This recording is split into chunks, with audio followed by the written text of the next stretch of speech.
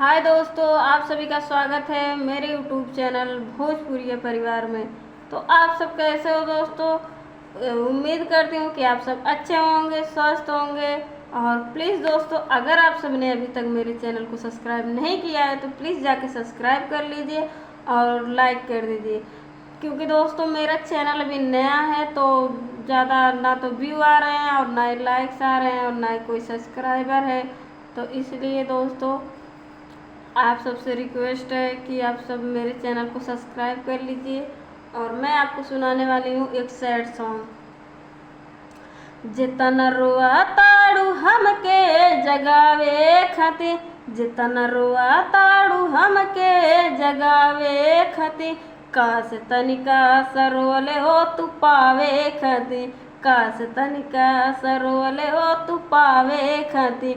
प्यार कैल रानी उम्र भर निभावे खातिर, प्यार कैल रानी उम्र भर निभावे खातिर, काश तनिका सरोले हो तू पावे खातिर, काश तनिका सरोले हो तू पावे खातिर।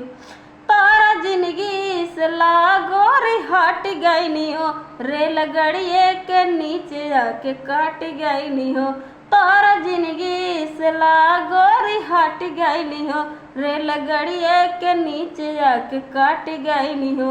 अब का बड़ू परेशान बचावे खातिर, अब का बड़ू परेशान बचावे खातिर, काश तनिका सरोले हो तू पावे खातिर, काश तनिका सरोले हो तू पावे खातिर। हमारा घर भर के लोग तोहके जानते रहे, हमारा मम्मी पतोह तोहके मानत रहे। हमारा घर भर के लोग तोहके जानते रहे, हमार मम्मी पतोह तोहके मानत रहे। मुँह कवन लेके जैती दिखावे खातिर, मुँह कवन लेके जैती दिखावे खातिर, काश तनिका सरोले हो तू पावे खातिर, काश तनिका सरोले हो तू पावे खातिर।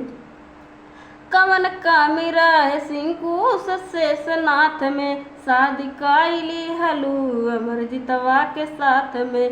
कवन कामी रहे सिंकू शेषनाथ में, शादी कैली हलू अमरजीतवा के साथ में। कितना कोशिश कैली तोहके मनावे खातिर, कितना कोशिश कैली तोहके मनावे खातिर, काश तनिका सरोले हो तू पावे खातिर, काश तनिका सरोले हो तू पावे खातिर। कितना रोआ ताड़ू काहे जगावे खातिर, इतना रोआ ताड़ू काहे जगावे खातिर, काश तनिका सरोले हो तू पावे खातिर, काश तनिका सरोले हो तू पावे खातिर।